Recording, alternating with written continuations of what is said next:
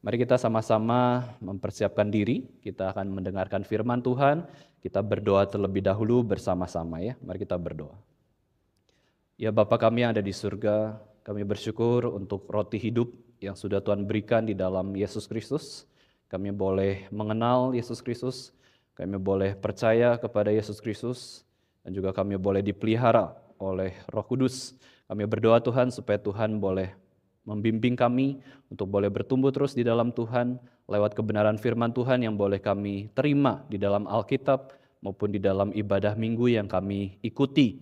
Kami mohon Tuhan berbicaralah kepada setiap kami, kiranya kami boleh sungguh-sungguh bertumbuh di dalam Tuhan dan Tuhan juga boleh menyatakan diri Tuhan lebih banyak lagi sehingga kami boleh semakin mengenal Tuhan.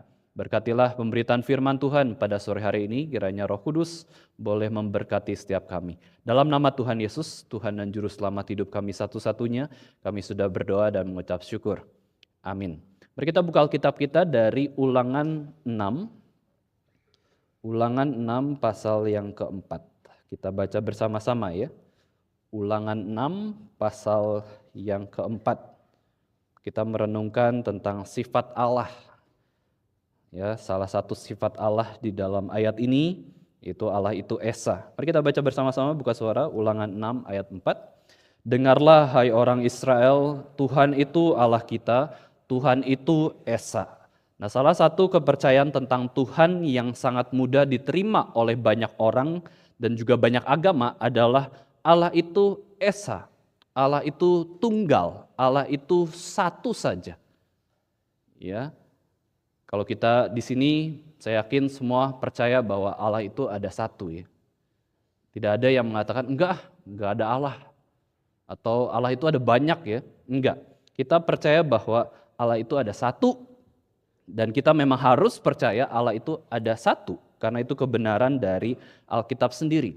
Tetapi kita familiar dengan kalimat ini juga ya bahwa Allah itu satu berarti apa? Berarti tidak ada Allah yang lain. Allah yang lain itu enggak ada. Yang satu adalah satu saja, yaitu Allah sejati. Allah itu satu-satunya, the only one. Hanya ada satu. Tetapi kita bisa lihat juga bahwa kepercayaan ini yang kita anut sebagai orang Kristen tidak kita percaya di dalam iman Kristen sendiri. Orang Islam percaya juga Allah itu satu. Bahkan yang kita baca perjanjian lama, orang Yahudi hanya perjanjian lama yang mereka percayai, mereka tidak percaya perjanjian baru, itu namanya agama Yudaisme. Agama Yahudi hanya percaya Kejadian sampai Maleaki. Mereka percaya juga Allah itu hanya ada satu. Orang Islam percaya Allah itu ada satu, orang Yahudi percaya Allah itu ada satu, orang Kristen ketika ditanya Allah itu ada berapa? Satu. Sama ya. Iman kita sama dengan orang-orang yang lainnya. Bahkan ketika saya tanya asisten yang setia ya, yaitu ChatGPT, ya, kepercayaan apa saja ya yang mengatakan bahwa Allah itu ada satu saja. Ada namanya yaitu adalah Sikhisme. Orang-orang Sikhisme itu percaya Allah itu ada satu. Ada juga kepercayaan Bahai. Bahai itu juga percaya bahwa Allah itu hanya ada satu. Ulangan 6 ayat 4 yang kita baca, Allah itu ada satu juga. Namun Bapak Ibu Saudara, permasalahannya adalah apakah ketika kita mempercayai Allah itu hanya ada satu, itu menunjukkan bahwa kita itu sudah mengenal Allah yang sejati. Atau hanya samar-samar saja. Kita mengenal orang itu, kita bisa lihat dari ujung rambut sampai telapak kakinya. Lalu kita tahu itu orang hanya berdasarkan misalkan rambutnya saja. Apakah kalau kita sudah melihat rambut orang, berarti kita sudah melihat orang itu secara keseluruhan? Apakah kalau kita sudah mengetahui bahwa Allah itu satu, apakah berarti kita sudah mengenal sifat-sifat Allah secara keseluruhan? Tentu jawabannya adalah tidak. Allah itu satu, ya, tetapi pengenalan akan Allah yang satu itu belum menunjukkan atau tidak menunjukkan bahwa kita mengenal Allah yang sejati. Itu adalah fakta. Sayangnya ya, John Stott mengatakan bahwa kelemahan agama-agama orang yang beragama itu adalah orang-orang beragama memberikan ketenangan kepada kita, seolah-olah ketika kita sudah beragama, kita sudah mengenal Allah yang satu itu, kita tuh sudah hidup dengan Allah, atau kita sudah memiliki Allah, atau istilahnya adalah kita itu sudah beralah. Kenapa? Kita percaya Allah itu satu. Wah, kita sudah kenal siapakah Allah yang sejati itu. Satu. Dia hanya satu, tidak ada yang lain. Ya. Tetapi agama-agama yang pada akhirnya mengajarkan hal demikian, beragama berarti memiliki pengenalan akan Allah yang sejati dengan cara pandang bahwa kita sudah kenal Allah yang sejati. Hanya berpuas diri, sombong, berasa bahwa dia sudah mengenal Allah yang sejati dan tidak mau belajar lagi. Maka menginjili orang beragama itu jauh lebih sulit dibandingkan dengan orang yang ateis, yang tidak beragama. Karena apa? Saya tahu kok Allah itu siapa. Satu kan, yang satu itu loh. Saya sudah percaya dari awal sampai akhir hidup saya. Nah, maka kelemahan agama adalah membuat orang tuh rasa tenang dan tidak perlu belajar tentang yang lainnya. Tidak perlu belajar tentang perspektif Allah yang sejati itu yang mana. Karena sudah punya kok, punya iman tentang Allah yang satu itu. Ini adalah kebahayaan agama juga ya. Tetapi sebenarnya praktek-prakteknya melanggar perintah-perintah dari Allah yang sejati. Banyak orang beragama justru moralnya rusak. Banyak orang beragama justru membunuh dengan atas nama agama. Banyak orang beragama justru karena sudah beragama tidak perlu belajar agama-agama yang lain. Tapi Kristen berbeda. Kita sekalipun sudah belajar Alkitab, belajar agama yang lain no problem. Kita bandingkan apakah Alkitab itu benar atau tidak ketika kita mempelajari tentang agama-agama yang lain. Apakah betul firman Tuhan itu terjadi secara realitas di dalam kehidupan kita? Nah, pertanyaannya adalah apakah mengenal Allah yang satu saja itu cukup untuk pada akhirnya kita katakan saya sudah kenal Tuhan? Apakah juga sudah cukup memberikan damai sejahtera dari Tuhan bahwa aku sudah diselamatkan oleh Allah yang satu itu? Jawabannya adalah tidak. Mengenal Allah yang satu itu tidak menyelamatkan kita. Itu membuat kita mengenal sedikit serpihan tentang Allah saja. Sedikit puzzle tentang Allah, bahwa Allah itu ada satu, tidak ada yang lain. Apakah Allah yang esa itu betul-betul Allah yang sejati, hanya esa saja? Atau ternyata pemahaman kita akan Allah yang satu itu ada kurangnya? Apa kurangnya bila kita mengenal Allah itu satu saja? Nah, kekristenan memberikan jawabannya bahwa Allah kita bukan hanya Allah yang satu saja, tetapi Allah itu adalah Allah yang satu, yang unik, tidak ada yang lain, tetapi menyatakan dirinya dalam 3 pribadi yang berbeda. Allah itu satu betul. Tapi ternyata pengenalan akan Allah yang satu itu tidak lengkap, tidak menyelamatkan. Tetapi yang menyelamatkan adalah Allah itu satu, tapi 3 pribadi, dan 3 pribadi ini mengerjakan karya keselamatan bagi manusia yang berdosa. Maka dari itu kita tahu bahwa Alkitab menjelaskan bahwa Allah yang sejati itu adalah Allah yang bukan hanya satu, tetapi Allah Tritunggal. Ya, 3 tapi 1. 1 tapi 3. Nah, istilah bahasa Indonesia unik ya. 3 duluan. Saya pikir-pikir kenapa 3 duluan ya? Kenapa tidak tunggal tri? Boleh kan? Tunggal tri ya. Kenapa Tritunggal? Kenapa enggak tunggal tri aja? Kan 1 dulu, baru 3 pribadi kan? Pengenalan akan Allah kan dinyatakan secara demikian. Tetapi kita uniknya adalah katakan 3 tapi 1. Allah Tritunggal. Kenapa percaya Allah Tritunggal? Karena kalau kita percaya Allah itu esa dan dia cukup pada dirinya atau self-sufficient ya, dia tidak boleh bertentangan dengan sifatnya sendiri yaitu maha kasih. Ketika Allah itu hanya ada satu saja, di mana kasihnya sebelum dunia diciptakan. Kalau Allah itu esa saja, maka dia tidak cukup pada dirinya sendiri ketika dunia belum diciptakan, yaitu dia dalam kekekalan sendiri aja. Maka Allah ini adalah Allah yang paling kesepian. Sendiri aja kok, diam di kekekalan, roh lagi ya. Terus diam aja, nggak ngobrol. Apakah itu menunjukkan Allah itu kasih? Namanya kasih berarti memberi, cinta ya, memberi diri, itu cinta. Berarti ketika kita percaya Allah yang esa saja sebelum ada dunia ini, dia itu egois dan dia bisa kesepian. Maka dia ciptakan malaikat, dia ciptakan manusia supaya saya gak kesepian. Oh, egois sekali Allah seperti itu. Allah yang esa saja itu, egois. Maka dari itu dia butuh ciptaan. Kalau Allah itu esa saja, saya butuh ciptaan. Saya butuh manusia menyembah saya butuh malaikat menyembah saya ciptakan mereka. Berarti Allah yang butuh ciptaan bukan Allah. Karena bergantung pada ciptaan. Inilah kelemahan kalau kita percaya Allah itu hanya esa saja, satu saja. Dia egois, dia kesepian sebelum dunia ada. Itu bukan Allah.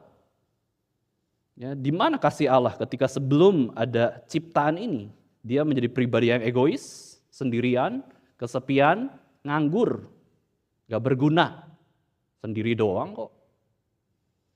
Tapi Allah Tritunggal adalah menjadi solusi bagi Allah yang sejati. Pengenalan akan Allah yang sejati bahwa Allah Tritunggal tidak butuh siapapun ketika dunia belum ada.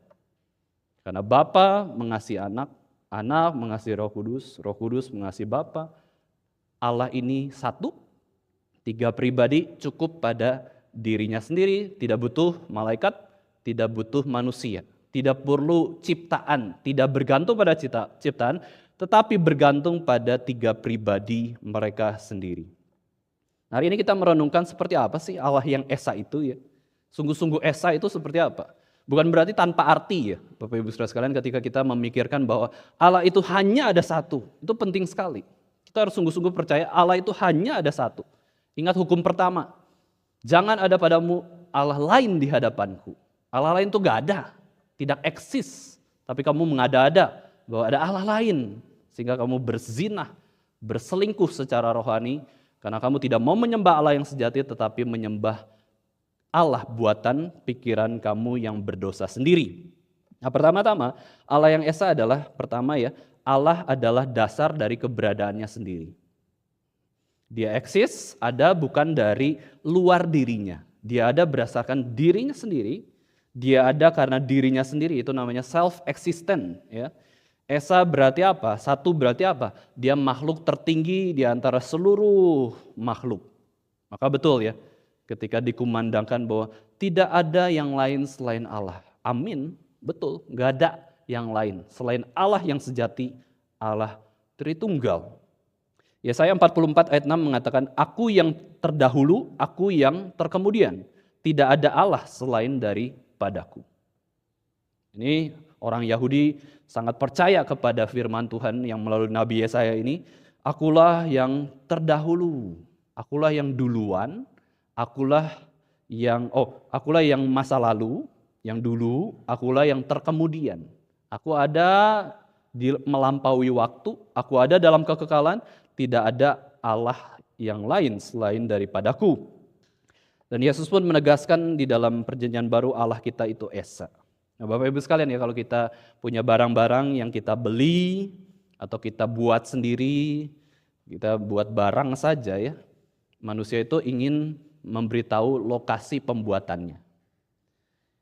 Made in Germany, ya barang ini, misalkan ya ada satu barang, kemudian made in Jerman, made in China, dan lain-lain ya.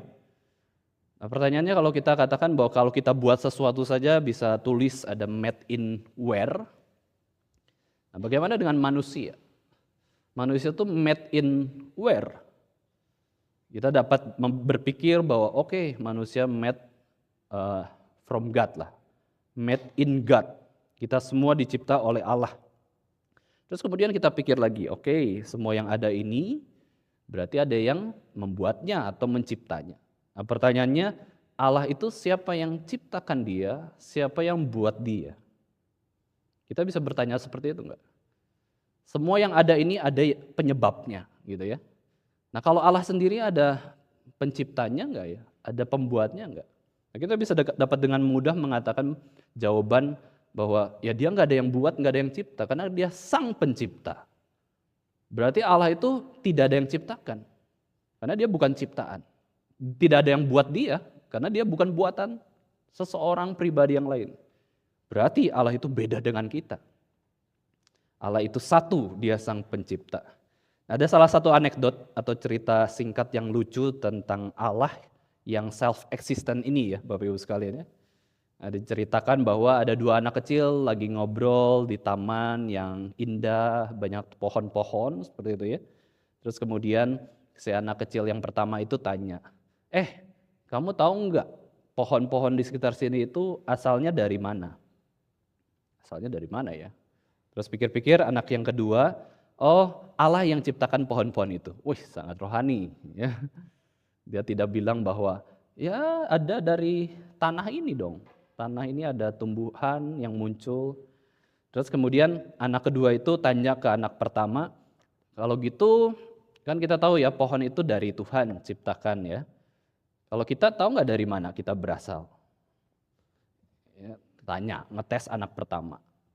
Ya, anak pertama bingung, pohon aja nggak tahu dari mana ya, apalagi dirinya sendiri manusia dari mana ya. Terus kemudian si anak kedua ini jawab, kita diciptakan oleh Allah, kita berasal dari Allah. Wih, rohani sekali ya. Kita ini diciptakan oleh Allah, berasal dari Allah.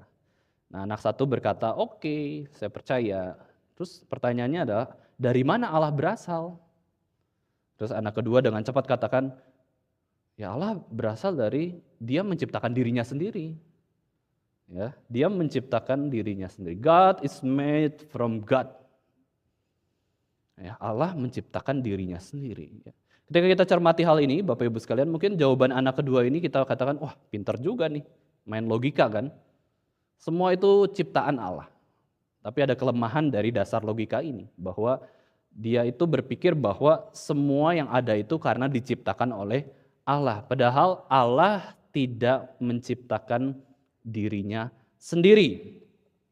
Ya, jadi jawaban anak kedua ini salah tentang Allah berasal dari mana. Allah itu pencipta seluruh ciptaan kok. Dia bukan pencipta dirinya sendiri. Allah bukan dicipta, Allah bukan dibuat oleh siapapun. Dia adalah Allah yang esa dan dia itu self-existent, self-sufficient. Dia sumber dari segala sesuatu. Nah, inilah yang membedakan antara Allah dan manusia. Ya, manusia itu berasal dari Allah, tidak self-existent. Itu menunjukkan bahwa kita pun berasal dari orang tua kita kan. Kita bergantung pada orang tua. Kita ibaratkan seorang anak saja, kalau tanpa ada orang tua yang menolong kehidupannya, mati. Tidak bisa hidup, bayi. Manusia itu bergantung pada Allah dan manusia bukanlah makhluk yang tertinggi. Maka kalau kita bisa tahu bahwa kita ini tidak self-existent, kita harus bergantung pada manusia yang lainnya, yaitu orang tua ketika hidup dalam dunia ini. Lalu ketika tidak ada orang tua, kita bergantung pada siapa? Kita bergantung seharusnya pada Tuhan, Sang Pencipta, Sang Sumber hidup kita.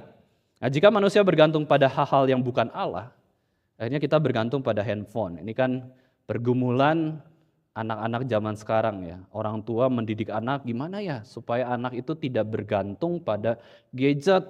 Ya, jangan sampai dia kecanduan gadget. Semua orang itu bisa kecanduan sesuatu dan itu dosa di hadapan Tuhan. Anak-anak bisa kecanduan main, anak-anak bisa kecanduan gadget, para remaja bisa kecanduan rokok, para pemuda bisa kecanduan pergaulan bebas, seks bebas. Orang tua pun sama, demikian kecanduan uang dan lain-lain. Nah, di situ kita sudah melanggar Allah yang esa, di mana kita harus menyembah hanya kepada Allah saja, bukan menyembah yang lainnya. Kita tidak mengerti Allah itu esa. Akhirnya kita bergantung kepada sesuatu yang lainnya. Dan itu membuat hidup manusia itu begitu rapuh. Ya. Ada kisah di mana seorang pria, seorang pemuda itu pacaran belasan tahun. Dengan pacarnya, dia sangat cinta kepada pacarnya. Dan ketika berelasi, sayangnya dia bukan sebagai seorang pria ya, bukan memimpin pacarnya, membimbing pacarnya untuk memiliki relasi yang baik di dalam Tuhan. Tetapi akhirnya saking cintanya, dia bergantung kepada pacarnya itu. Makan bareng pacarnya. Pagi, siang, malam. Pacarnya juga senang ya. Si perempuannya itu tidak sadar bahwa dirinya sudah menjadi berhala dari pacarnya sendiri. Pagi, siang, malam makan terus bersama-sama pacarnya. Dan akhirnya Tuhan katakan stop. Ya, pemuda ini hancur hatinya, kehilangan pacarnya, dan diputuskan oleh pacarnya, entah alasannya apa. Biasanya kalau memutuskan pacar itu ya, dengan tidak ada alasan, biasanya adalah karena dosa yang tersembunyi. Udah pengen putus aja. Ya berarti apa? Dia sudah berzina kan, sudah selingkuh, sudah gak suka lagi, suka yang lain. Tetapi ini diputuskan begitu saja, tidak ada alasan, hatinya hancur, dan hidupnya karena dia bergantung kepada pacarnya, akhirnya begitu lama dia kelimpungan, hidup terhanyut-hanyut, kehilangan pegangan. Kenapa? Karena pegangannya adalah dunia. Pegangannya adalah manusia yang lainnya, bukan pegangannya adalah Tuhan Sang Pencipta yang satu itu ya. Tapi ketika seseorang itu hidupnya bergantung kepada Allah, Bapak Ibu sekalian ya, dia dapat hidup dengan baik sesuai dengan firman Tuhan. Akhirnya dia harus hancur karena dia bergantung pada berhala dia, dan Tuhan ubah mulai dari kehancuran hatinya, broken heart-nya, dia hanya diubah bahwa oh iya, saya harus bergantung kepada Allah. Ketika kita bergantung kepada Allah, gak punya pacar pun yang sesuai yang kita inginkan, kita tetap kuat, kita tetap setia kepada Tuhan. Tidak dikabulkan doanya pun oleh Tuhan, kalau kita betul-betul bergantung kepada Tuhan, iman kita tidak akan goyah. Justru menyadari bahwa, wah Tuhan tidak kabulkan doa saya, Tuhan tolak doa saya, itu yang terbaik. Saya nurut sama Tuhan, dan Tuhan pasti merancangkan yang baik buat saya sendiri. Nah Bapak Ibu sekalian, inilah manusia yang lemah. Kita seringkali bergantung kepada yang bukan Allah. Sehingga kita pikir kita memperoleh sukacita dari yang bukan Allah. Padahal sukacita yang bukan Allah, yang dari bukan Allah itu adalah sukacita yang semu, sementara. Tetapi sukacita ketika dari Allah sendiri, maka itu sukacita yang menguatkan hidup kita. Di dalam Alkitab Bapak Ibu sekalian, Elia pernah bertarung melawan para nabi Baal. Elia ini nabi perang. Ya, nabi perang, dia bisa berperang dengan banyak ratusan nabi Baal lainnya. Elia berkata kepada bangsa Israel, berapa lama lagi kamu berlaku timpang dan bercabang hati? Kamu gak ngerti Allah itu esa. Kamu kok cabang sih hatinya? Kamu kan harus setia kepada satu pribadi yaitu Allah. Kamu bercabang hatinya. Maka Elia katakan bahwa jika Tuhan, Yahweh, Allah yang disembah bangsa Israel itu adalah Allah, maka kamu ikutilah dia. Tetapi jika Allah yang sejati itu adalah Baal, ikutilah Baal. Silakan, gak masalah. Sekarang saya mau buktikan Allah yang sejati itu yang mana. Terus kemudian ketika berhadapan dengan Nabi Baal, Elia mengusulkan untuk mencari tanda manakah Allah yang sejati. Kemudian pertandingan di gunung tersebut ya. Akhirnya disiapkan seekor lembu di atas mezbah. Lalu tandanya adalah tidak boleh ada api yang dinyalakan oleh manusia. Nah kalau Allah yang sejati itu menjawab dengan api kepada korban yang sudah disiapkan di atas mezbah itu, maka dialah Allah yang benar. Satu-satunya Allah. Elia katakan demikian ya. Kemudian dimulai dengan 450 nabi Baal dan juga ada nabi Asyera yang ada di sana. Tapi yang disebutkan adalah nabi-nabi Baal. 450, satu orang ya. Kalau ruangan ini penuh itu 450 itu hampir penuh gitu ya. Satu orang melawan 450 Nabi Baal di Gunung Karmel, ya. Terus Nabi Baal dikasih kesempatan dulu oleh Elia. Silakan, duluan. Mana ada apinya? Muncul api dari langit. Siapa pencipta alam semesta ini? Lalu mulailah Nabi-Nabi Baal berdoa dengan keras, lama, ngotot, ya teriak-teriak dari pagi sampai siang, sampai sore.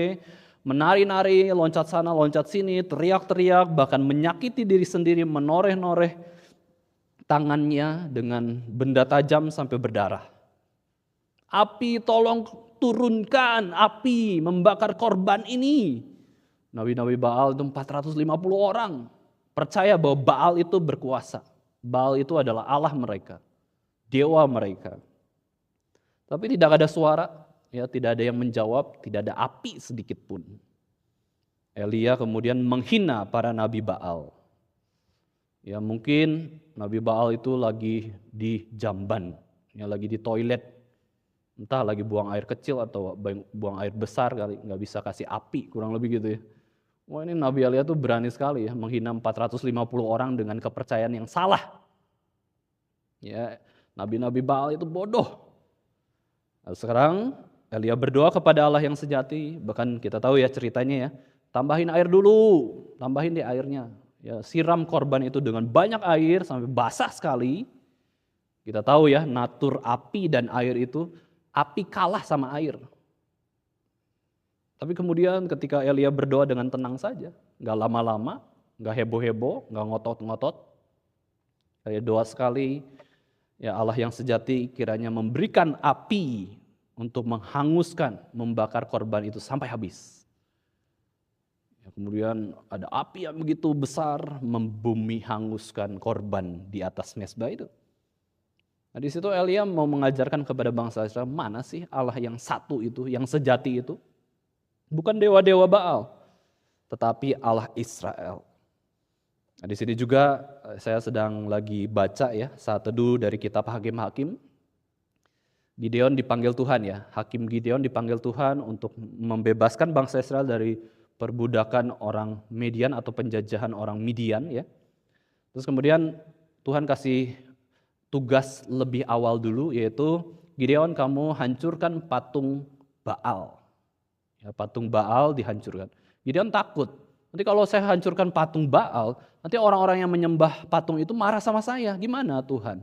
Hancurkan. Lalu Gideon dengan logikanya pikirkan, saya harus taat sama Tuhan. Tuhan gak kasih detail selanjutnya harus kehancurkan bagaimana, tapi intinya harus hancurkan patung Baal yang disembah oleh bangsa Israel. Terus kemudian malam-malam deh, supaya gak ketemu banyak orang, saya tidak dihakimi oleh massa atau dibunuh oleh orang Israel. Dihancurkan malam-malam patung Baal tersebut.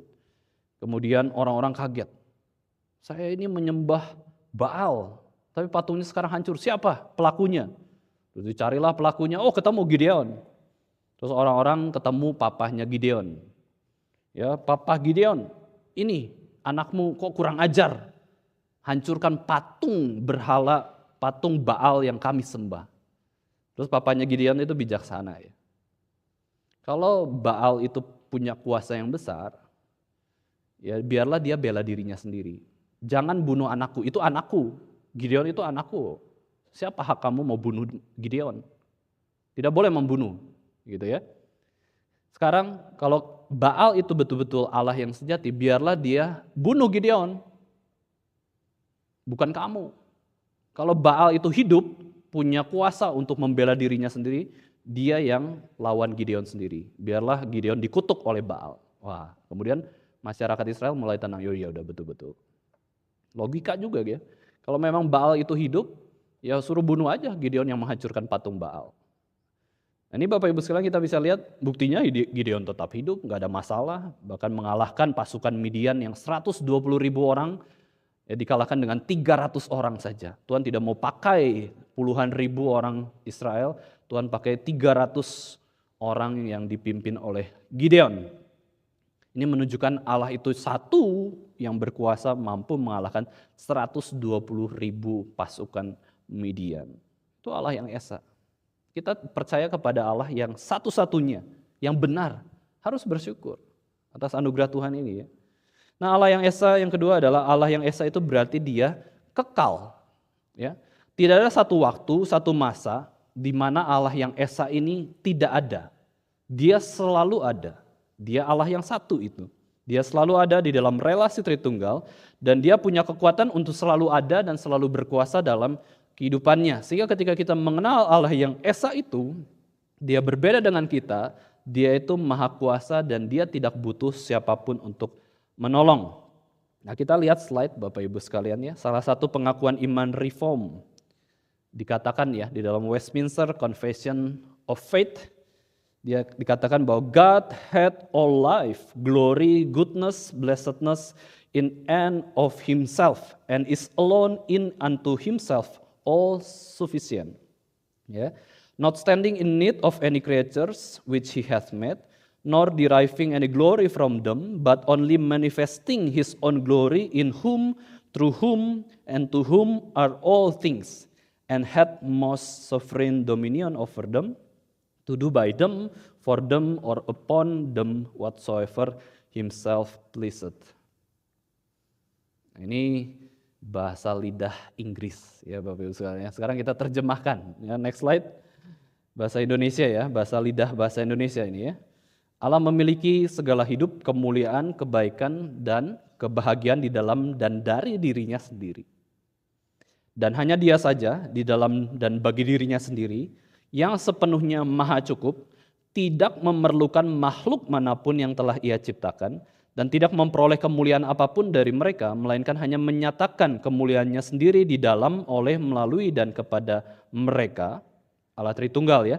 Dan Ia memiliki pemerintahan yang paling berdaulat atas mereka, untuk melakukan melalui mereka, bagi mereka, dan atas mereka apapun yang berkenan kepadanya.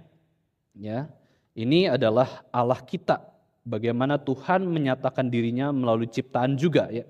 Nah, kalimat pengakuan iman Westminster ini adalah suatu kalimat yang dirumuskan bagaimana kita memiliki iman yang seperti ini kepada Allah yang Esa. Ini pengakuan yang jelas, singkat, padat ya, dan menyatakan kebenaran tentang Allah. Nah, Allah itu hidup dari dirinya sendiri. Nah, ini namanya sifat aseitas. Ya, aseitas adalah saya hidup dari diri saya sendiri, bukan dari yang lain. Ini hanya Allah. Tidak ada manusia mengatakan bahwa saya hidup dari dirinya sendiri. Sombong banget. Ya. Saya tidak butuh orang lain. Kamu hidup dalam dunia saja butuh orang tua kok untuk bisa dewasa gitu ya. Sekarang kamu mengatakan bahwa saya tidak butuh Allah, tidak butuh orang lain, hanya cukup pada diri sendiri. Wah, ini menyaingi Allah. Ya, ini sudah merasa dirinya Allah. Allah tidak mendapat hidup dari siapapun. Allah itu maha cukup.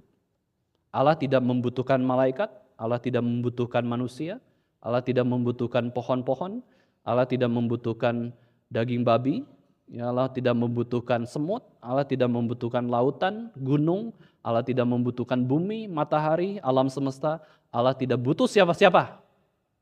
Allah kita itu Esa. Allah tidak butuh doa kita, Allah tidak butuh pelayanan kita, Allah tidak butuh kita. Allah cukup pada dirinya sendiri. Dia tidak butuh apapun untuk menjadikan dirinya adalah Allah. Dia maha cukup, dia Esa. Bapak Ibu sekalian, kemudian kita pikir, wah Allah tuh seperti itu ya, memang seperti itu. Kok kayaknya sombong ya? Terus untuk apa kita taat kepada dia? Allah kan gak butuh kita. Nah, disinilah kerendahan hati Allah. Ketika kita taat kepada Allah, Allah memang membuat dirinya itu menyukai atau disenangkan oleh manusia yang taat kepadanya, dan juga bisa sedih ketika manusia tidak taat kepadanya. Ini Allah kita. Allah tidak butuh apapun, tapi di dalam relasinya dengan manusia, dia membuat dirinya bisa bersukacita kalau kita taat, bisa sedih kalau kita tidak taat. Seolah-olah Allah itu bergantung kepada ciptaannya, bergantung kepada manusia. Dia merendahkan dirinya karena apa? Karena dia mencintai manusia dan membuat atau menciptakan manusia ya. Dia menciptakan manusia itu dengan free will, dengan kedaulatannya sendiri, karena manusia adalah gambar dan rupaku yang punya kehendak bebas. Ya, disitulah kita bisa melihat bahwa kita ibadah itu bukan karena Allah itu kekurangan apapun di dalam hidupnya sehingga kita, ayo kita ibadah gereja, Tuhan butuh kita. Tidak. Kita yang butuh Allah, maka kita beribadah kepadanya. Karena kita bergantung kepada Allah. Allah tidak mencari kemuliaan dari ciptaan. Allah tidak jadi lebih mulia kalau kita sering berdoa dan sering memuji Dia. Dia cukup pada dirinya sendiri. Berarti ketika kita taat kepada Tuhan, itu adalah berkat hak istimewa dari Tuhan untuk kita lakukan. Maka kita di dalam gereja Reform kan sudah diajarkan ya. Kita itu waktu melayani Tuhan, posisinya bukan seperti Tuhan itu di bawah kita layani Dia. Supaya Allah itu semakin mulia, semakin senang seperti itu ya. Meskipun memang bisa senang Tuhan ketika kita melayani Dia. Tetapi kita diajarkan bahwa waktu kita datang kepada Tuhan melayani ya, no one come to help God. Ya, no one come to help to contribute. Kita ini nggak bisa kontribusi apa-apa ke Tuhan. Kita tidak bisa menolong Tuhan juga kok. Setiap kita itu belajar, ya, everybody come to learn and to serve God. Kita itu belajar dan melayani Tuhan saja. Karena Dia itu pencipta. Kita sudah sewajarnya ciptaan itu melayani Sang Pencipta. Ya, bukan pada akhirnya kita datang dengan kesombongan kita. Gereja butuh apa nih? Ini saya mau bantu, kontribusi. Bantu Tuhan. Oh, hebat banget ya bantu Tuhan. Gak ada yang bisa bantu Tuhan. Kita bantu sesama, itu baru. Kita bantu orang lain, itu baru bisa. Tapi bantu Tuhan gak bisa. Kontribusi untuk pekerjaan Tuhan gak bisa. Tuhan cukup kok pada dirinya sendiri. Kontribusi untuk pekerjaan Tuhan yang dilakukan oleh umat Tuhan. Nah, itu bisa lebih tepat ya. Tapi kita istilahnya nggak masalah ya. Kita berbagian dalam pekerjaan Tuhan. Kita dilibatkan dalam pekerjaan Tuhan. Kita yang untung. Bukan Tuhan yang jadi butuh kita ya. Nah, Allah yang Esa yang terakhir Bapak Ibu Saudara sekalian, yang ketiga, Allah yang Esa berarti apa? Dia juga tidak bertentangan dengan seluruh sifat dirinya sendiri, khususnya sifat yang maha kasih. Karena Allah itu Esa, maka kasih Allah itu unik juga. Ya. Bukan karena dia mengasihi kita itu dari tekanan luar loh. Maka waktu kita tanya ya, why have you chosen me out of millions your child to be? Kenapa Tuhan pilih saya untuk diselamatkan? Bukan karena tekanan dari luar. Oh, kamu sudah mukanya ganteng, saya pengen pilih untuk diselamatkan. Oh, hidup kamu baik, keluarga kamu berkelas misalkan ya. Punya cara hidup yang baik, rajin ibadah, rajin berdoa. Oke deh, saya pilih kamu jadi orang yang diselamatkan di dalam Kristus. Bukan. Waktu Tuhan mengasihi itu tidak ada tekanan dari luar.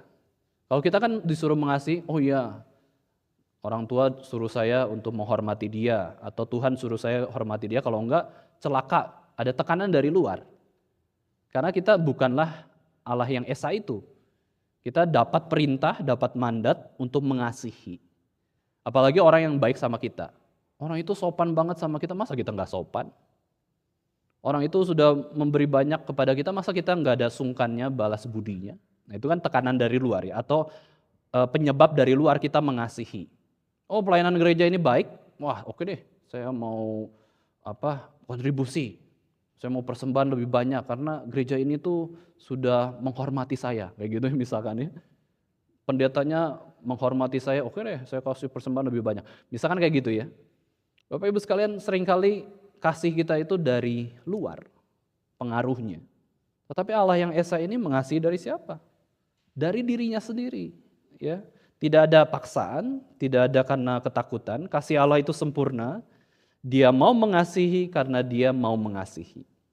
Kenapa Tuhan menciptakan manusia di mana Tuhan tahu bahwa manusia ini akan jatuh dalam dosa? Ini kan problem anak remaja. Saya pernah ditanya problem of evil lah. Terus saya pernah ditanya, kenapa dosa ada? Ya karena Tuhan ciptakan manusia, makanya dosa ada. Salahin Tuhan. Dosa itu ada karena Tuhan. Loh, nyalahin Tuhan ya. Kenapa kita nggak mikir bahwa kita ada karena kasih Tuhan? Tapi dosa ada karena kejahatan kita. Kita pikirnya karena Tuhan menciptakan segala sesuatu lalu ada dosa berarti salahin Tuhan. Loh enggak. Tuhan itu tidak mau kita lakukan dosa. Tuhan juga bukan pencipta dosa. Ya, memang Tuhan menciptakan manusia yang punya potensi itu sendiri ya, memang punya free will, saya taat atau tidak taat. Tetapi tidak taat itu Tuhan tidak inisiatif agar manusia itu tidak taat ya.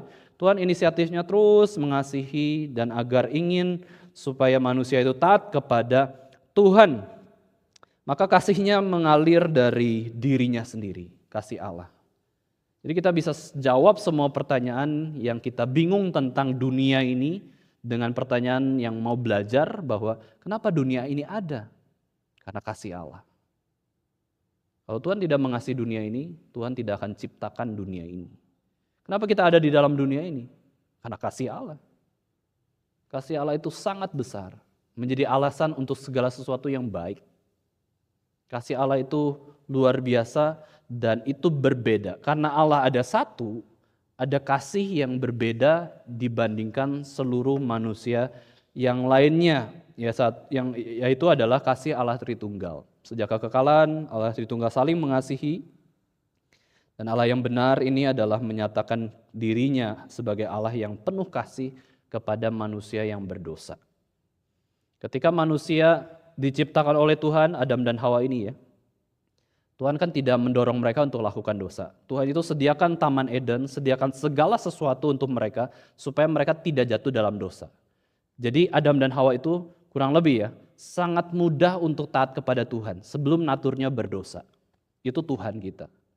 Kuasa iblis, godaan dari ular itu tidak melebihi godaan dari Tuhan ya, tanda kutip ya.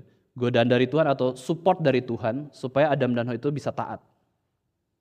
Godaan dari iblis itu lebih rendah daripada dukungan Tuhan untuk Adam dan Hawa bisa taat. Maka yang salah kalau ada dosa itu bukan Tuhan. Karena Tuhan terus menopang Adam dan Hawa, jangan berdosa, jangan berdosa, jangan berdosa. Lihat Taman Eden, lihat kasih Tuhan, lihat firman Tuhan, jangan berdosa. Mereka tetap tidak percaya firman Tuhan, mereka tidak peduli sama Tuhan, tidak peduli perintah Tuhan. Saya percaya kata-kata iblis, saya percaya kata-kata saya sendiri, maka dosa bukan berasal dari Allah yang esa. Dosa itu dari manusia. Dosa itu dari malaikat yang melawan Tuhan. Tuhan tidak mungkin menciptakan dosa. Itu bertentangan dengan sifatnya yang penuh kasih itu ya. Tuhan tidak mau melawan dirinya sendiri, ngapain melawan dirinya sendiri? Ya. Tetapi kita bisa lihat bahwa Allah yang esa itu ternyata punya kasih yang unik, yang berbeda dengan kasih manusia. Dan itulah adalah kasih di dalam Allah Tritunggal sendiri. Nah, ada satu lagu himne karangan Frederick Lehman ya, yang menggambarkan kasih Allah begitu besar. Boleh slide-nya ya. Kasih Allah amat besar dan tak dapat dilukiskan, lebih tinggi dari bintang namun mencapai dunia. Mengaruniakan anaknya, memberi kemenangan, mendamaikan dan mengampuni orang-orang berdosa. Kasih-Nya tak terduga betapa kayanya, tetap dinyanyikan malaikat dan orang sucinya. Kasih-Nya itu apa? Kasih-Nya itu adalah merelakan anaknya yang tunggal supaya mati bagi orang yang berdosa. Bagi orang-orang yang mau dikasihi Allah yang esa itu secara lebih. Itulah anugerah khusus, saving grace. Ya, saving grace bukan untuk semua orang. Saving grace hanya kepada segelintir orang yang Tuhan pilih untuk mendapatkan kasih yang satu itu. Kasih dari Allah adalah Dia relakan nyawa anaknya sendiri, hidup Yesus Kristus untuk ambil natur manusia. Menjadi manusia terbatas, merendahkan diri, bahkan taat sampai mati di atas kayu salib. Itu kasih Allah yang unik. Gak ada ajaran-ajaran agama atau kepercayaan di dalam dunia yang seperti Allah Tritunggal ini. Kasih yang menyelamatkan, saving grace. Lalu di bait yang kedua ini sangat indah ya. Walau dengan dawat selaut, dawat itu tinta ya. Anggap laut yang ada di dalam dunia ini semuanya tinta hitam. Tinta hitam, langit itu kertasnya. Ya, langit itu kertasnya, tiap batang pohon itu jadi penanya. Dan tiap orang yang ada di dalam dunia ini menjadi penulisnya. Tidak mungkin bisa melukiskan kasih Allah yang besar itu. Langit dari timur ke barat tidak akan memuatnya. Ini adalah lirik yang begitu menunjukkan kasih Allah yang unik, yang begitu besar. Kita nggak bisa tulis kasih Allah itu seberapa banyak sih. Saya pernah khotbahkan di dalam gereja ini bahwa pertanyaan ya, berapa sih jumlah sifat-sifat Allah? Kita pun nggak tahu jumlah sifat-sifat Allah ada berapa. Boro-boro sifat-sifat Allah, sifat pasangan kita juga nggak kita hitung ya, pokoknya orangnya gitulah. Ngapain memikirkan sifat-sifat Allah jumlahnya berapa? Sekarang kasih Allah itu ada berapa banyak sih? Kita pun nggak bisa menghitungnya. Karena apa? Allah itu punya kasih yang unik, yang satu-satunya. Dan terlebih lagi kita sudah terima, maka hidup kita haruslah hidup penuh kasih kepada sesama kita. Maka perintah Tuhan itu tidak muluk-muluk, perintah Tuhan Yesus ya. Kamu sudah dapat kasih Allah yang unik, dari Allah yang esa itu punya kasih yang unik, kasih yang menyelamatkan. Sekarang kasihilah Tuhan Allahmu dengan segenap hatimu dan segenap kekuatan jiwa, dan kasihilah sesama manusia seperti dirimu sendiri. Frederick Lehman ini menulis lagu ini, ya lirik ini, dia menulis lagu kasih Allah ini bukan dalam kondisinya itu sukacita, nyaman, tenang gitu ya. Tapi dalam kondisi ekonomi yang begitu berat, hidup harus sederhana. Tetapi dia merenungkan bahwa sekalipun hidup saya penuh dengan penderitaan di dunia ini, kasih Allah nggak berubah. Ya, dia sudah menyelamatkan saya di dalam Kristus. Dia juga sudah menyatakan cinta kasih yang begitu melimpah. Kasih Allah tidak boleh diukur dari standar ekonomi. Ya, kasih Allah tidak boleh diukur dari standar kenyamanan jiwa kita. Kasih Allah diukur dari betapa dalamnya Alkitab sudah menjelaskan kasih Allah itu. Paulus menjelaskan kasih Allah itu begitu dalam, tinggi, lebar, luas. Gak bisa kita lukiskan, gak bisa kita bayangkan. Itu kasih Allah yang esa ya. Dan sampai sekarang kasih Allah dalam kekekalan sejak sebelum dunia dijadikan, sampai dunia dijadikan, sampai dunia akan mengalami bumi yang baru dan masa depan yang baru ini, kasih Allah tidak berubah dan dia adalah Allah Tritunggal. Nah terakhir Bapak Ibu sekalian, kalau kita tahu bahwa Allah itu ada satu, Allah yang benar itu ada satu dan dia adalah Allah Tritunggal, maka apa yang Alkitab katakan tentang Allah itu betul-betul tidak ada yang seperti apa yang dikatakan Alkitab tentang Tritunggal. Allah hanya ada satu dan Allah yang satu itu kita bisa mengenal lebih jauh lagi pengenalan akan Allah yang sejati yaitu di dalam Allah Tritunggal. Di dalam konsep inilah pada akhirnya kita bisa hidup harmonis di mana-mana. Ya, kita bukan hidup seorang diri, tapi kita hidup bersama komunitas. Ada satu, tapi ada banyak juga. Itu kan Allah Tritunggal ya. Allah Tritunggal itu satu Allah, tapi tiga pribadi yang berbeda. Dan berkali-kali Yesus katakan bahwa dirinya adalah Allah yang sejati. Dialah juru selamat satu-satunya. Ya, dialah kesatuan di dalam Allah Tritunggal itu sendiri. Dia menyatakan dirinya kepada banyak orang. Yesus berkata bahwa akulah kebangkitan dan hidup. Akulah jalan kebenaran dan hidup. Tidak ada yang bisa datang kepada Bapa kecuali melalui Yesus Kristus. Dan kita bisa datang kepada Yesus Kristus itu pun karena pertolongan dari Roh Kudus. Sehingga keselamatan kita Bapak Ibu sekalian, kita diselamatkan oleh Allah Tritunggal. Ya, kita diselamatkan, kita boleh menjadi Kristen karena Allah yang sejati itu, Allah yang satu itu, Allah yang kudus. Dan inilah satu-satunya kebenaran yang Alkitab nyatakan Allah kita sudah mengasihi kita. Yesus mati pada waktu kita masih berdosa. Ya, pada waktu kita lemah. Dan itu adalah kebenaran tentang Allah yang esa. Kira-kira kita boleh semakin sungguh-sungguh mengagumi Allah Tritunggal. Kita juga boleh sungguh-sungguh melihat Alkitab menyatakan tentang Allah yang sejati. Allah yang satu itu bukan hanya satu saja tanpa ada pribadi yang lain. Tetapi Allah yang satu adalah Allah Tritunggal. Itu sudah dinyatakan sejak Kejadian sampai kitab Wahyu. Kiranya kita boleh terus memuliakan Allah. Mari kita berdoa. Ya Bapa kami yang ada di surga, terima kasih hari ini kami boleh kembali merenungkan tentang Allah yang esa, tentang Engkau yang satu-satunya dalam kehidupan kami dan menyatakan diri di dalam tiga pribadi yang berbeda. Kami bersyukur Tuhan bahwa kami boleh mengenal Allah yang sejati, Allah yang bukan hanya kami kenal berdasarkan serpihan-serpihan dari anugerah umum, dari wahyu umum, tetapi kami boleh melihat Allah lebih dalam lagi di dalam anugerah khusus, yaitu di dalam Yesus Kristus dan kebenaran Alkitab. Ajari kami Tuhan untuk sungguh-sungguh menyadari bahwa Engkau adalah pribadi yang satu, pribadi yang Allah yang satu, dan pribadi yang menyatakan di dalam tiga pribadi yang berbeda, sehingga kami boleh sungguh-sungguh hidup berdasarkan pengenalan akan Allah yang sejati, dan hidup kami pun boleh senantiasa menyembah Engkau yang adalah satu-satunya Allah. Kami berdoa Tuhan supaya kiranya Tuhan boleh memimpin kehidupan kami. Dalam nama Tuhan Yesus kami berdoa dan bersyukur. Amin.